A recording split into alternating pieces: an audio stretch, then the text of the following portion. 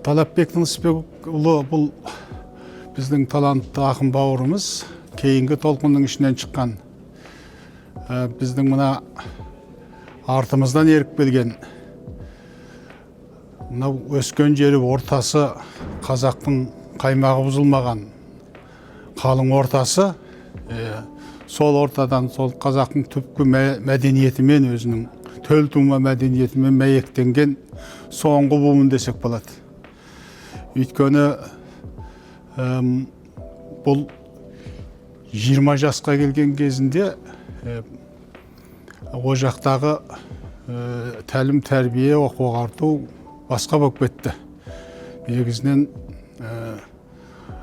қытайша білім алатын жағдайға ауысты, қос тілді оқу ағарту деген пайда болды. Одан кейін жаппай қазір қытай тілінде оқиды балалар 2010 жылдан бастап. Енді жалпы қазіргі балаларды өзінің төл тума мәдениетін, тілін білмейтін балалар деуге болады. Өзінің этномәдени ортасынан, экологиясынан ажыраған балалар.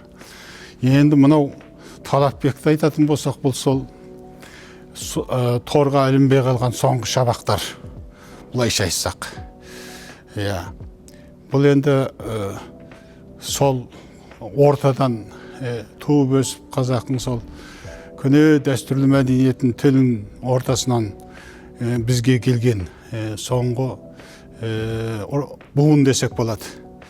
Енді бүгінгі таңда бұл елге келіп, Қазақстанда кішкентай кезінен келіп, осы ортаға сіңіп, осы ортаның бір енді белді қазіргі кездегі біз өмір тартатын сондай жас буын болып отыр.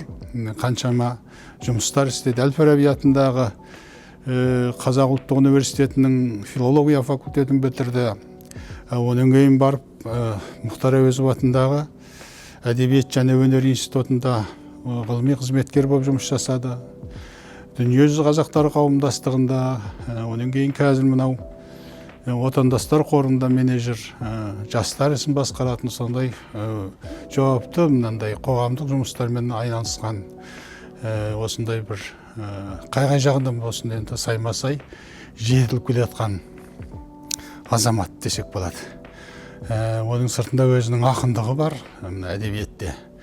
Андай керемет жақсы жыр жинақтары шықты. Ертістің арғы жағы, бергі жағы деген, содан кейін Керғұлан деген сондай жақсы жинақтары бар. Оның кейін мынау Қожаберген батыр туралы мақалалар жинағы шықты. Жез бұйдалы жырлар деген